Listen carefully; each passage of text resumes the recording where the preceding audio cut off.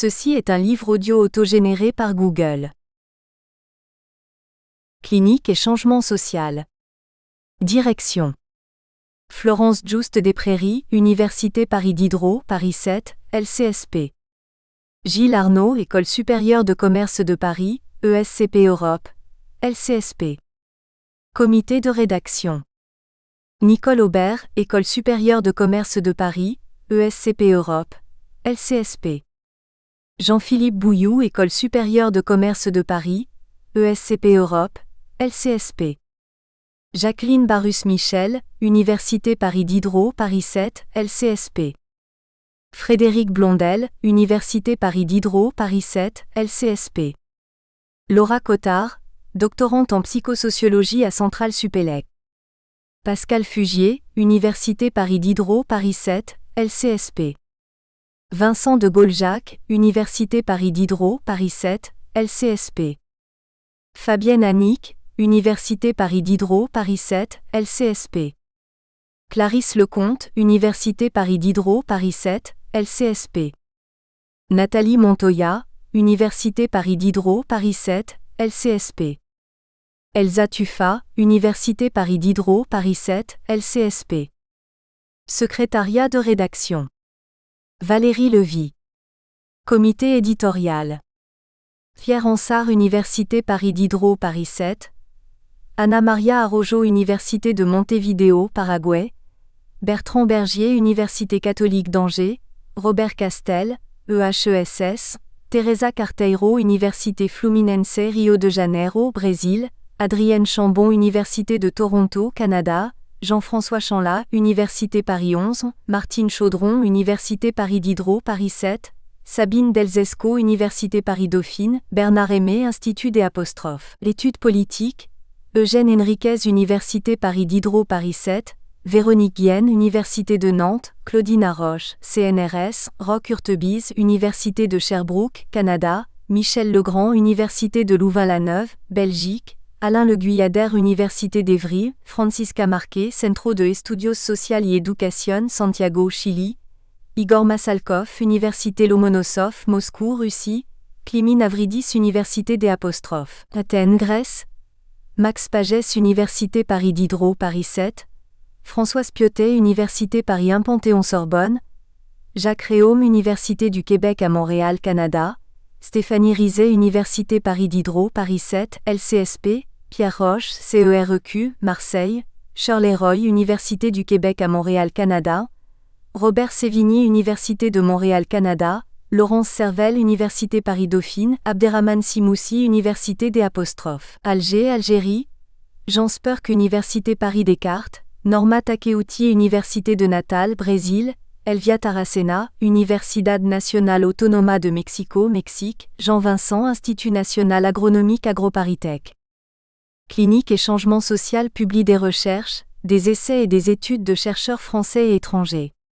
Cette collection s'inscrit dans une perspective clinique qui allie la recherche et l'intervention, en mobilisant des approches sociologiques et psychosociologiques principalement, mais aussi des perspectives politiques, philosophiques, historiques ou psychanalytiques.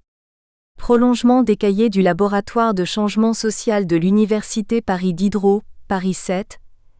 La collection veut promouvoir une sociologie vivante qui interroge les rapports entre l'être de l'homme et l'être de la société, à l'articulation du singulier et du collectif, du subjectif et du social.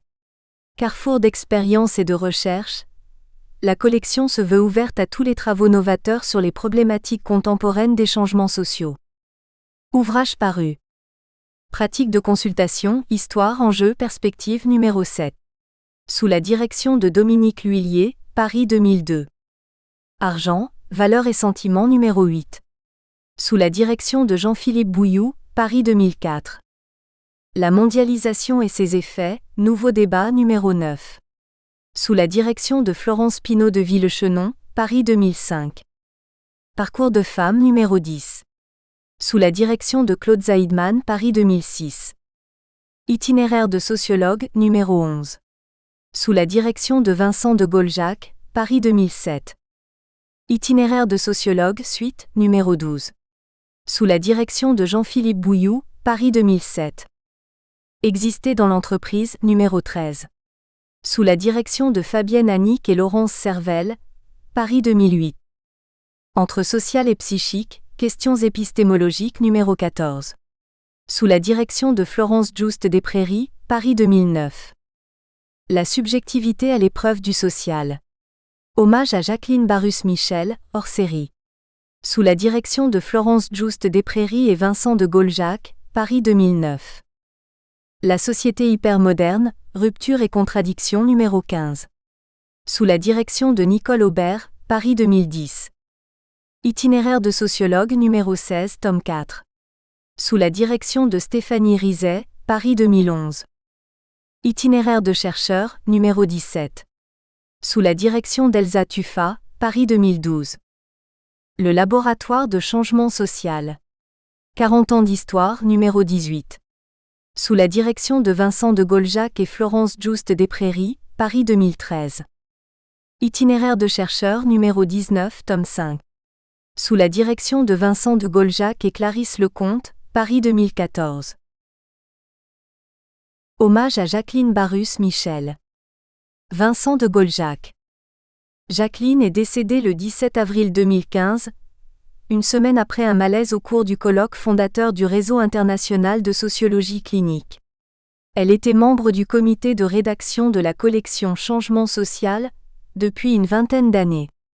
Ses contributions à cette œuvre collective étaient particulièrement appréciées.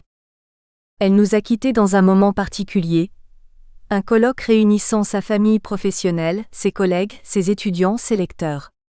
Elle a eu son malaise au milieu d'un impromptu qu'elle avait écrit comme elle aimait le faire dans la plupart de nos colloques. Moments inoubliables pendant lesquels elle nous faisait rire, pleurer et penser. Elle nous rappelait ainsi qu'il convenait de ne jamais nous prendre trop au sérieux, comme enseignants, comme intellectuels, comme chercheurs, tout en prenant au sérieux la recherche, l'enseignement, la création et la transmission de connaissances. Elle incarnait la générosité, la vitalité et l'intelligence. Une générosité comme prof, dans l'accompagnement des étudiants, dans une disponibilité et une ouverture sans restriction. Une générosité dans l'amitié, toujours vigilante aux autres, toujours attentive à les accompagner face aux épreuves de la vie. Elle avait le don de remettre de la force vitale face à la dépression. Une vitalité chevillée au corps qu'elle aimait partager, sans retenue. Une vitalité joyeuse, loin des passions tristes et des embrouilles institutionnelles ou existentielles. Elle savait concilier l'intelligence de l'esprit et l'intelligence du cœur, sans jamais sacrifier l'une à l'autre. Tous ses collègues, comme ses étudiants, ont toujours apprécié la clarté de ses exposés, la fulgurance de ses synthèses théoriques, sa capacité à rendre accessible la complexité de l'être de l'homme confronté à des situations sociales. C'était là l'objet principal de ses recherches en psychologie sociale clinique dont elle incarnait le projet, comprendre les ressorts de l'existence humaine et de la société. La dernière table ronde du colloque à laquelle elle devait participer porte la trace de ces interrogations, pour une sociologie clinique du désir, de sens, de faire, de lien. Le désir de sens animait toute son existence, comme le désir de faire qu'elle sublimait dans une créativité de tous les instants et dans un désir de lien que nous avons eu le bonheur de partager. L'immense tristesse qui nous habite aujourd'hui est teintée de la joie des souvenirs de tous ces moments partagés. Au nom du comité de rédaction, je voudrais exprimer ici ma gratitude pour toutes ces années partagées, pour la confiance et l'estime dont elle nous a comblés pendant ces 2 décennies de complicité, d'échange, de collaboration. Il nous reste le bonheur de lire ses articles et ses livres. Le 23 mai 2015. Introduction, sociologie et psychanalyse, tout est dans le Esperluette. Gilles Arnaud et Pascal Fugier *. Quand une science naturelle fait des progrès, elle ne les fait jamais que dans le sens du concret et toujours dans le sens de l'inconnu. Or l'inconnu se trouve aux frontières des sciences, là où les professeurs se mangent entre eux, comme dit Goethe. Je dis mange, mais Goethe n'est pas si poli. Monsieur Mauss. Même si leur rapport ne date pas d'hier, à tel point qu'on peut faire remonter les premières passerelles jetées entre les 2 disciplines à certains travaux de Freud lui-même, sociologie et psychanalyse sont le plus souvent présentés comme constitutifs d'une forme de gestalt théorique. Adopter le regard de l'une interdirait par structure de voir dans le même temps ce que chercherait à nous montrer l'autre. Chacune s'intéresserait en effet à un objet épistémique apparemment opposé, collectif versus individuel, le premier pouvant se définir comme le négatif du second et vice-versa. De fait, ainsi que le constatent Michel Bertrand et Bernard Doré dans leur ouvrage programmatique intitulé Psychanalyse et sciences sociales, l'opposition de l'individuel et du collectif semble commander l'attitude de beaucoup à l'égard des sciences sociales. Le présupposé implicite est que la psychanalyse a affaire à des individus, alors que les sciences sociales ont affaire à du collectif. La problématique de l'individuel et du collectif permet-elle une réelle distinction entre ce qui relève de logique sociale et ce qui relève de logique psychique? On peut en douter, dénoncer là une confusion.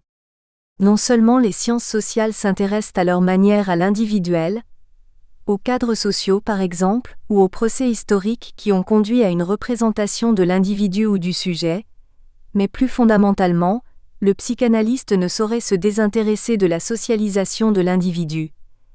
Car c'est dans un même mouvement qu'un être devient sujet et qu'il se socialise.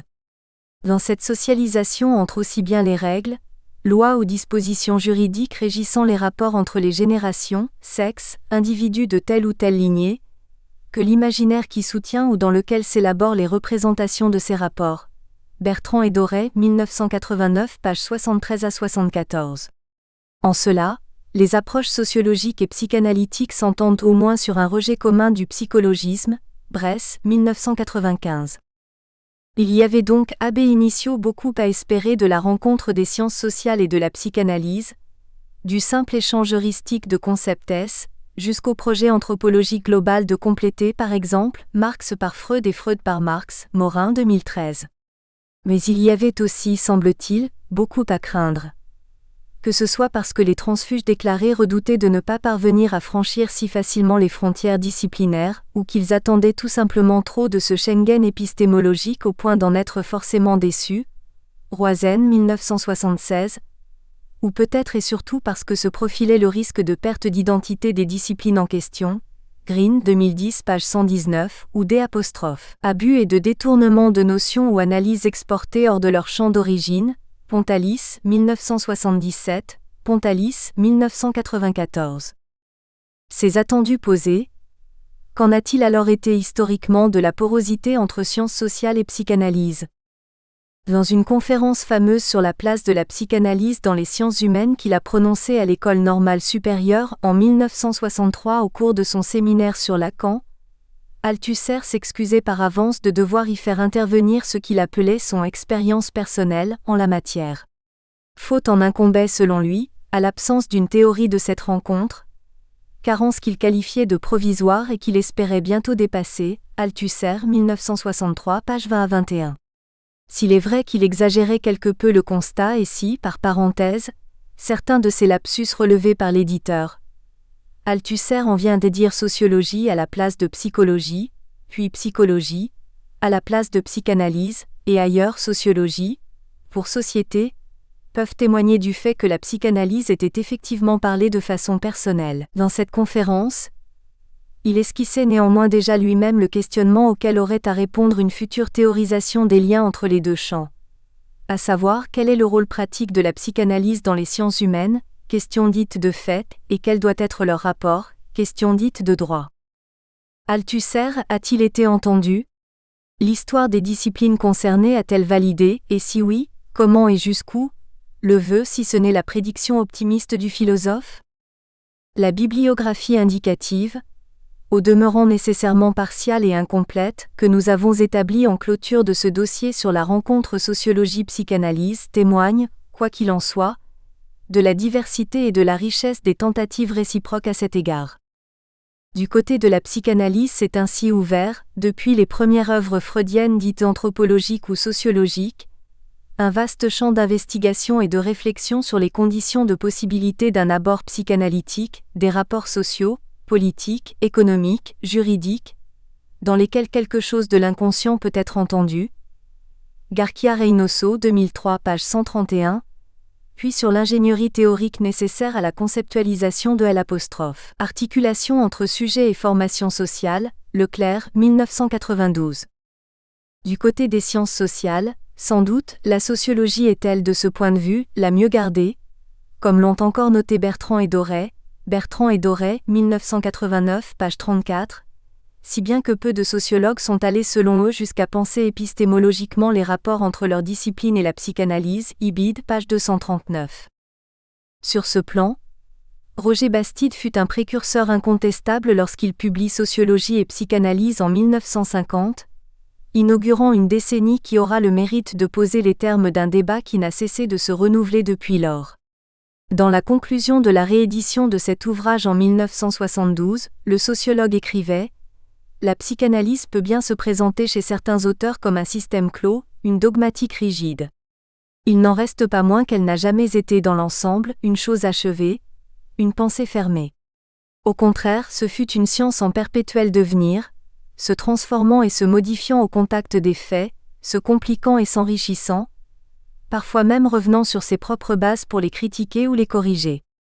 Sous l'influence de la sociologie, les facteurs sociaux étaient de plus en plus intégrés au complexe de l'inconscient, et les causes des névroses étaient moins cherchées dans le conflit entre la libido et les inhibitions culturelles que dans les conflits de la civilisation. La névrose éternelle se métamorphosait en névrose de notre époque.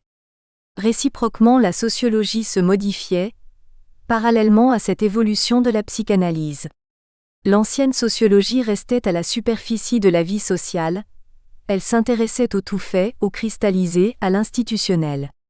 L'application de la psychanalyse à la sociologie représente l'éveil d'un nouveau besoin, la tentation de l'abyssal, l'exploration sous la masse pesante des pyramides dressées par un peuple d'esclaves, de la chambre mortuaire et secrète pour laquelle la pyramide a été construite. Bastide, 1972, page 283.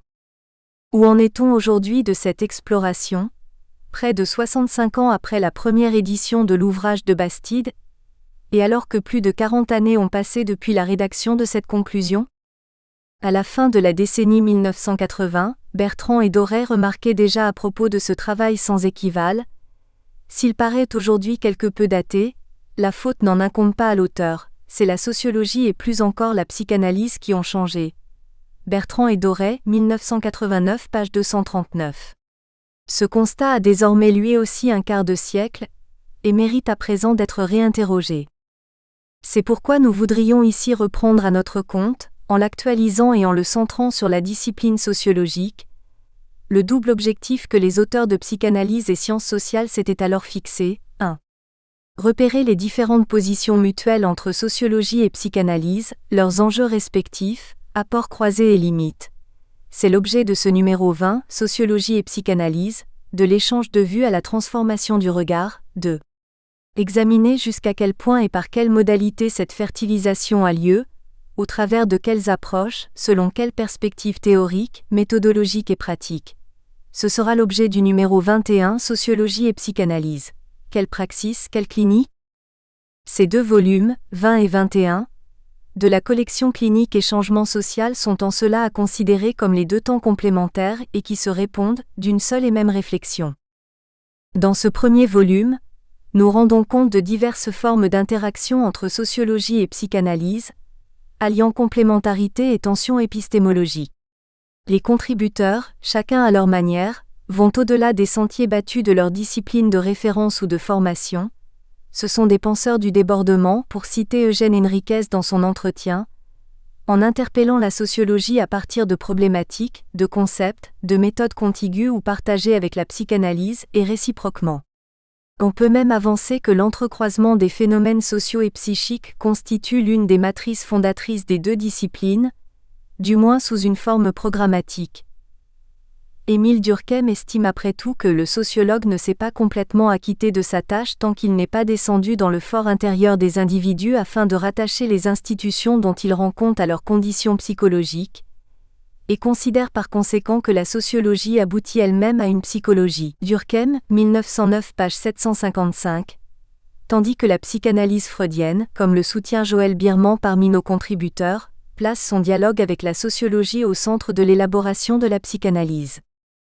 Le produit des interactions entre sociologie et psychanalyse s'est aussi cristallisé sous la forme de catégories disciplinaires inédites, dont se réclament ou auxquelles se réfèrent certains de nos contributeurs.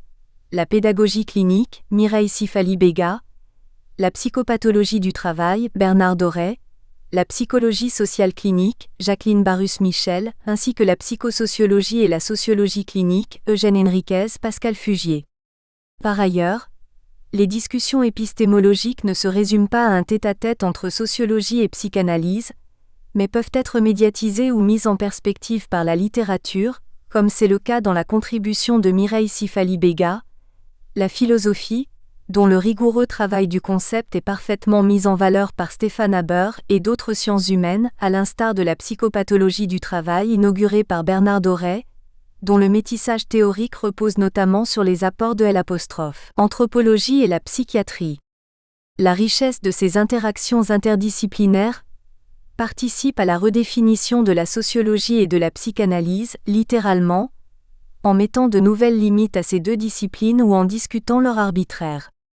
En référence à la sociologie de la connaissance de Georges Gurvitch et à sa conception sartrienne de la dialectique, on peut ainsi entrevoir la sociologie et la psychanalyse comme des totalités prises dans d'incessants mouvements de structuration, déstructuration et restructuration.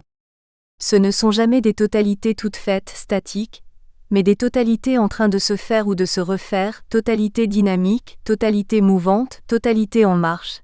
Gurvitch 1977, page 204. Deux chapitres ont un caractère essentiellement autobiographique.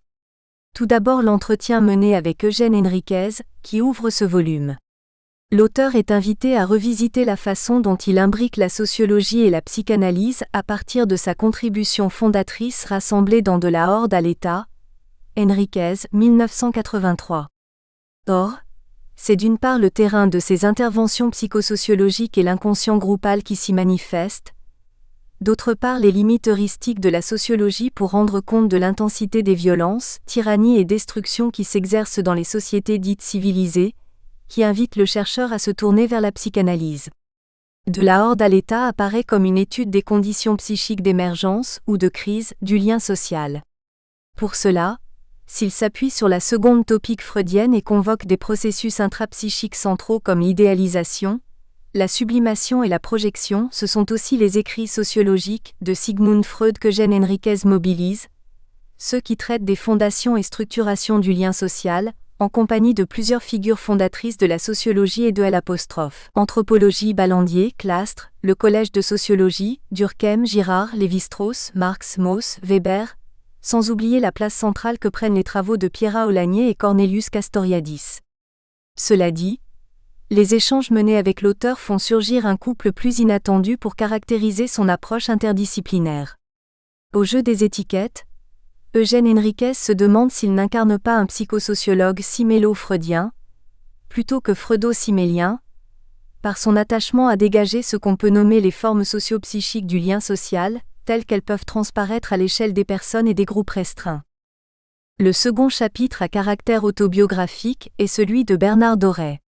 L'auteur revient sur les rencontres et moments clés de son histoire de vie, marquée par son émancipation de la psychiatrie aliéniste, sa contribution au développement d'une psycho-anthropologie du travail et surtout de la psychopathologie du travail en France, la fondation du CEDRAT et son implication clinique et éthique dans des interventions de résymbolisation des pratiques. Sociologie et psychanalyse composent le socle épistémologique de sa pensée, à travers l'alliance du matérialisme et de la clinique autour de l'objet du travail, notamment industriel. Est évidemment symptomatique de son interdisciplinarité sa publication avec Michel Bertrand de Psychanalyse et sciences sociales, Bertrand et Doré, 1989, Bernard Doré revenant sur le contexte et les enjeux d'un tel projet scientifique et éditorial. Son regard interdisciplinaire se manifeste aussi lorsqu'il restitue dans leurs conditions historiques et anthropologiques d'émergence, la structuration de l'ordre symbolique, ainsi que l'hominisation.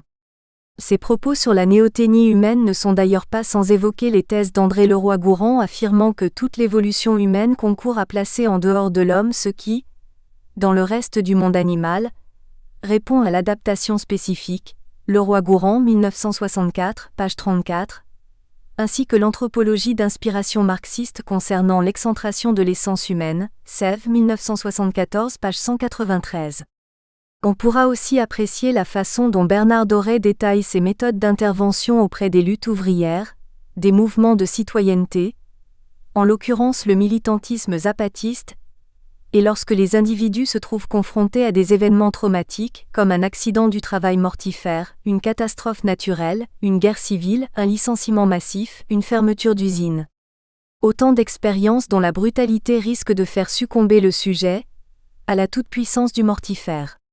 On peut parler avec Jacques Lacan de la anéantisation qu'opèrent le réel et le traumatisme, dans le sens où il s'agit d'expériences qui font un trou dans le tissu symbolique.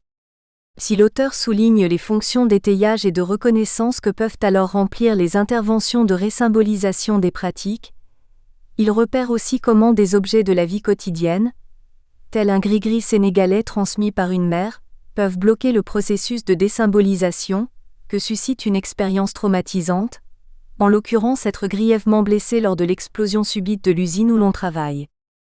Tandis que le récit autobiographique de Bernard Doré nous donne à voir toute la portée opératoire de la psychopathologie du travail, Jacqueline Barrus-Michel rend compte de la manière dont la psychologie sociale clinique, par ses concepts et ses méthodes, dépasse le clivage entre le social et le psychique, la sociologie et la psychanalyse. Par sa double visée, thérapeutique et compréhensive, son souci d'analyser et d'accompagner les processus de subjectivation et les déplacements qui s'opèrent entre les conflits collectifs et psychiques, l'histoire individuelle et l'histoire collective, la psychologie sociale clinique et ses approches parentes que sont la psychosociologie et la sociologie clinique, par ses interprétations, analyse les niveaux de sens que prend une situation pour des sujets et comment ils se superposent. Le psychosociologue est un agent médiateur, son dispositif un cadre contenant au sein duquel une parole, des effets de résonance, des significations partagées se trouvent restituées auprès des sujets. En rupture avec les tenants de la rupture épistémologique, il soumet moins la justesse de ses interprétations à l'impératif positiviste d'administration de la preuve qu'à sa capacité à mettre au travail les sujets et à alléger leurs souffrances, tant sociales que psychiques. Le pari qu'effectue Pascal Fugier est de démontrer la valeur heuristique de l'architecture conceptuelle élaborée par Jacques Lacan, afin de nourrir et structurer la boîte à outils du sociologue. C'est surtout la trilogie conceptuelle du symbolique, de l'imaginaire et du réel, RSI, qui apporte un solide étayage théorique aux sociologues cliniciens soucieux d'analyser les mouvements de subjectivation et de désubjectivation à partir des processus d'identification et de leur mise en échec. L'auteur précise dans un premier temps comment l'approche biographique l'a mené à des problématiques transversales à la sociologie et à la psychanalyse, concernant les procédés dialectiques imbriquant le social et le psychique, la socialisation et la psyché, ou encore le clivage du sujet et les interactions entre les conflits sociaux et les conflits identitaires.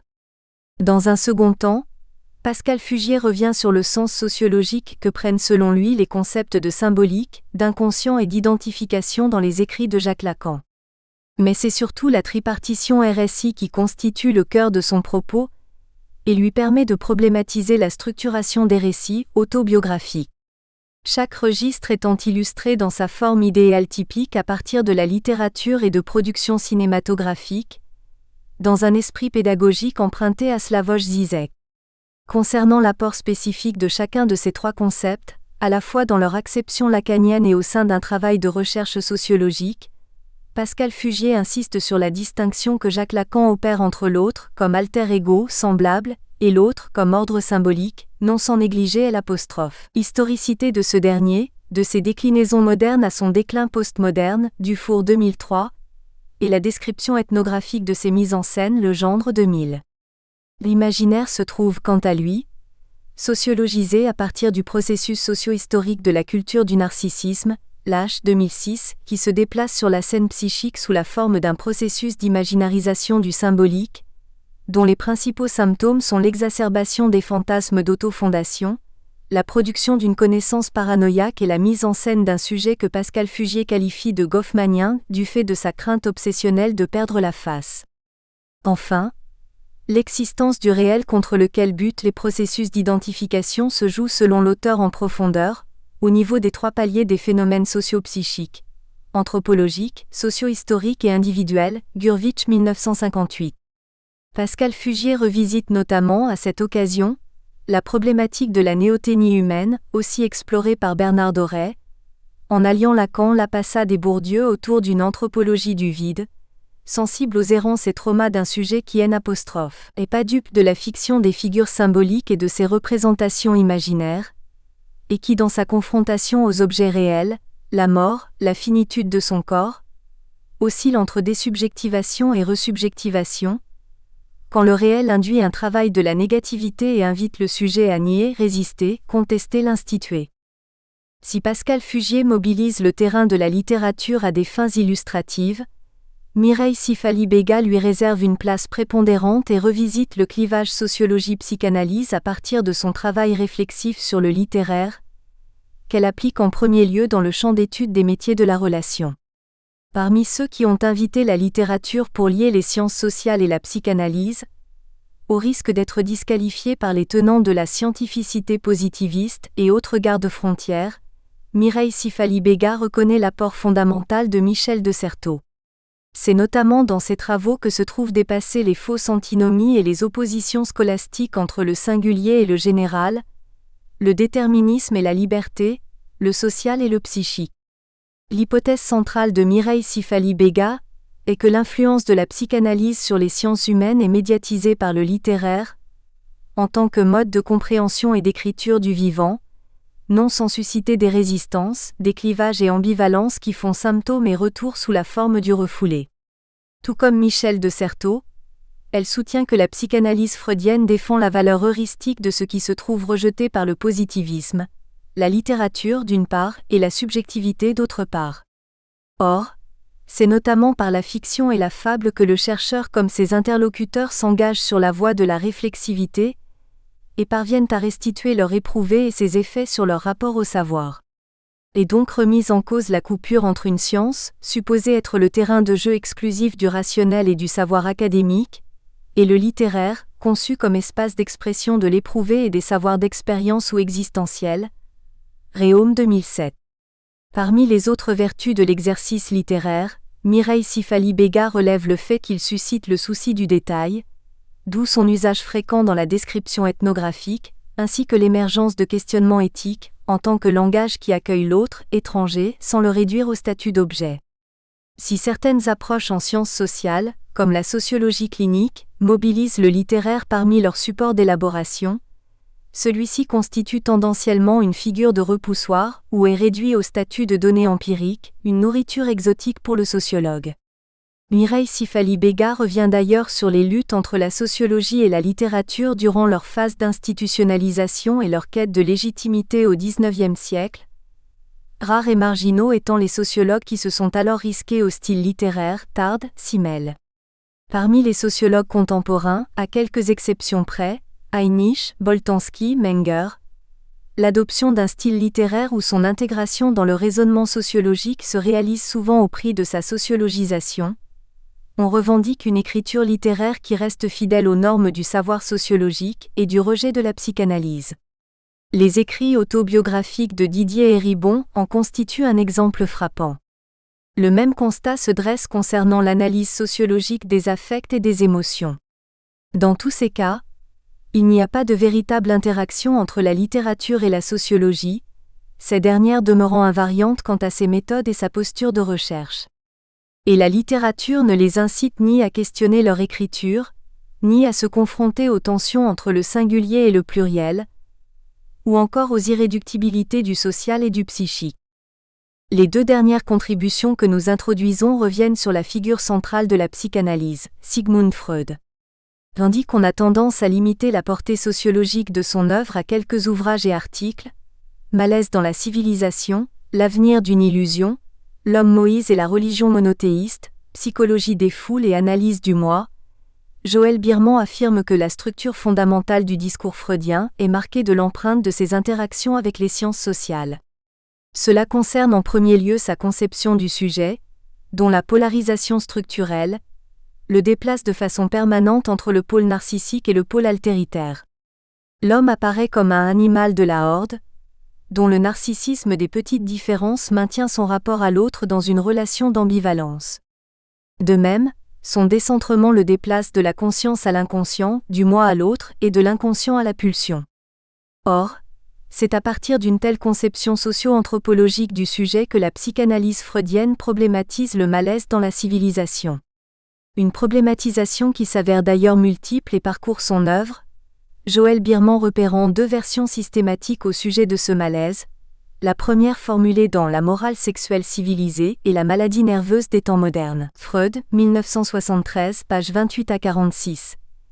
Qui rend compte des effets de clivage du sujet que suscite le refoulement de ses pulsions sexuelles, et la seconde, plus commentée dans Malaise dans la civilisation, Freud, 1971, qui rend compte de la fragilisation voire de la remise en cause du lien social que peut induire la pulsion de mort. Joël Birman ajoute qu'il faut reconnaître à cette problématisation freudienne multiple du malaise des résonances aussi bien théoriques qu'éthiques et politiques. Elles sont au principe, par exemple, de sa critique de la modernité occidentale, son anomie, ainsi que de l'évolutionnisme ambiant.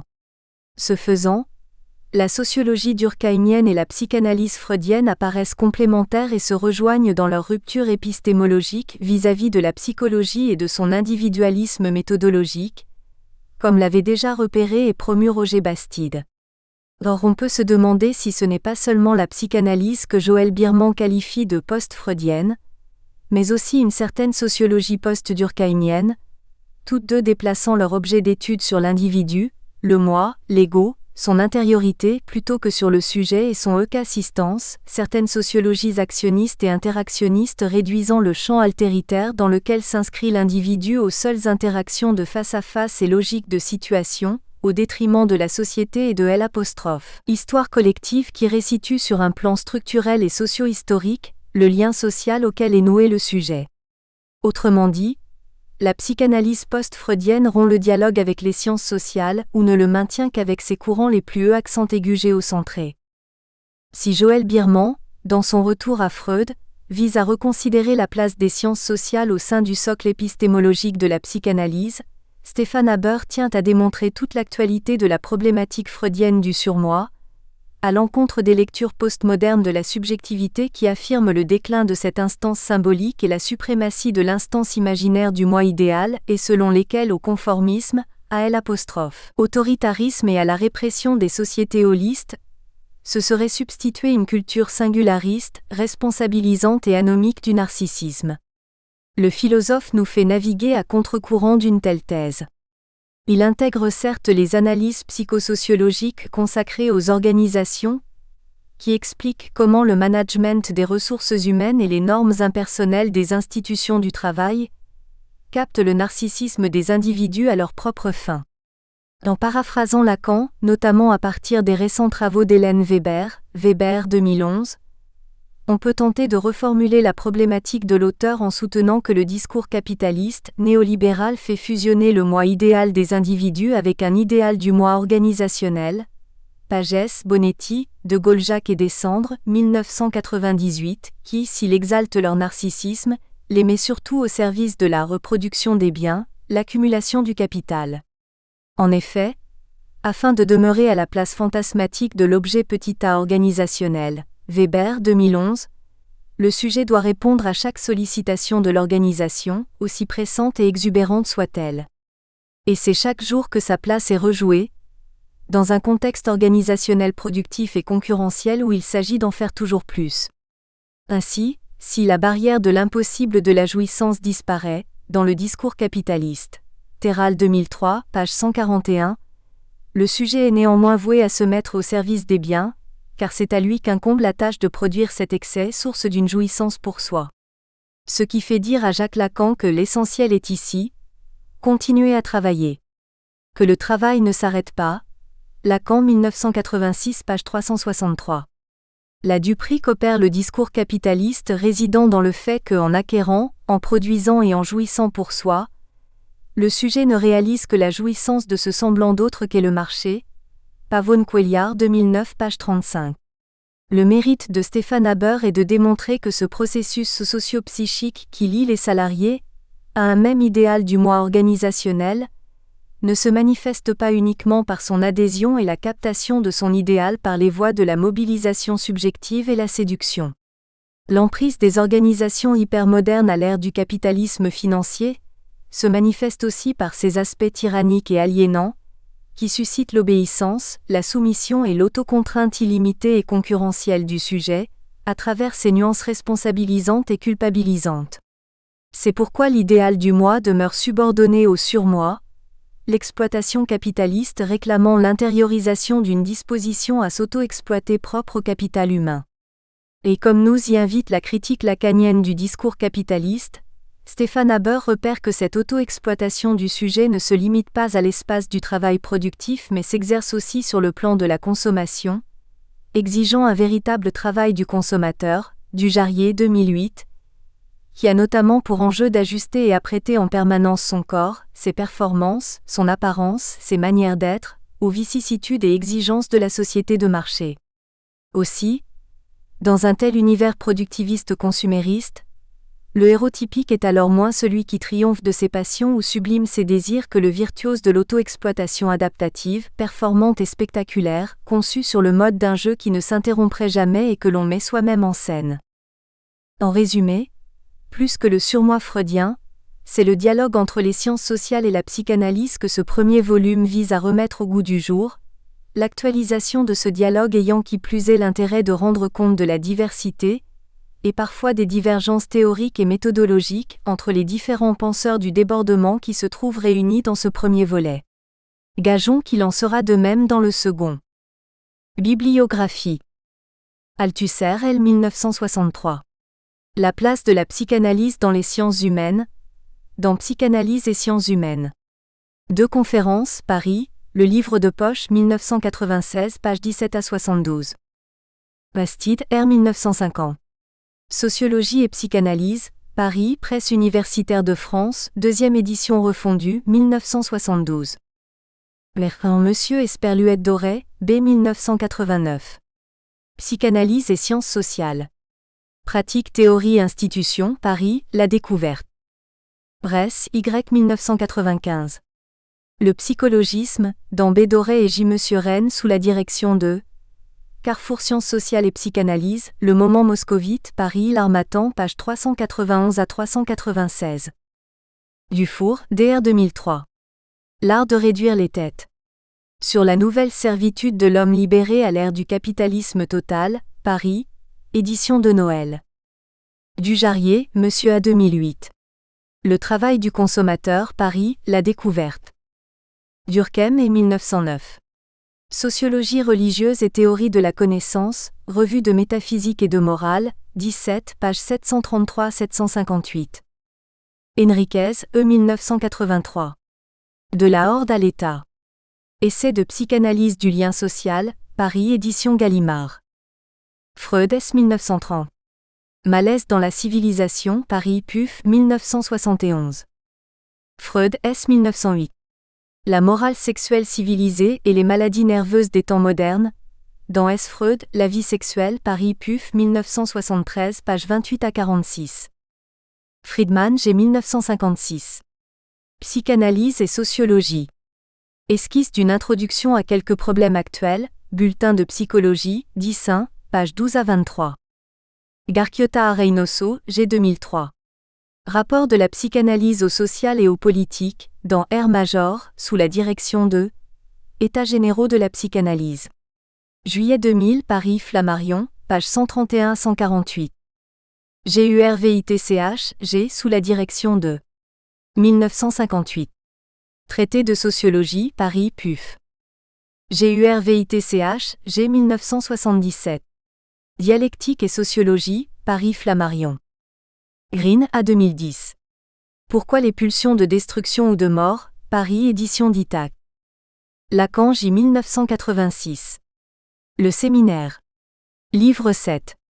L'éthique de la psychanalyse, Paris, édition du Seuil. Lagache, dès 1956. De la psychanalyse à la sociologie, réponse à G. Friedman, Bulletin de psychologie, 10-1, pages 24 à 30. Lâche, C. 1979. La culture du narcissisme, Paris, Flammarion, 2006. Leclerc, S. 1992. De l'objet d'une formation sociale. Note sur le nom de rien, Yo numéro 1, page 9 à 14. Le gendre, page 2000. La fabrique de l'homme occidental, Paris, 1001 nuits.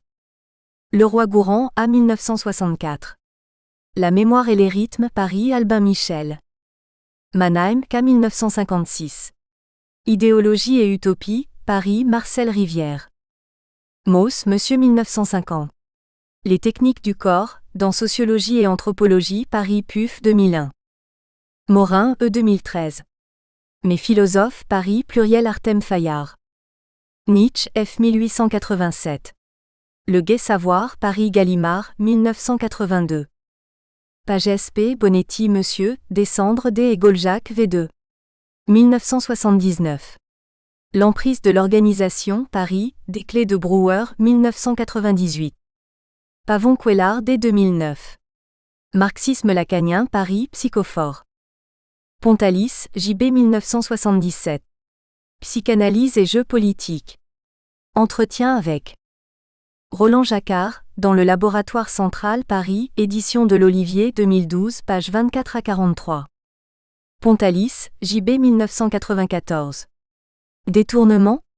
Entretien avec le débat, Marcel Gauchet, dans le Laboratoire central, Paris, édition de l'Olivier, 2012, pages 44 à 65. Réaume, J. 2007.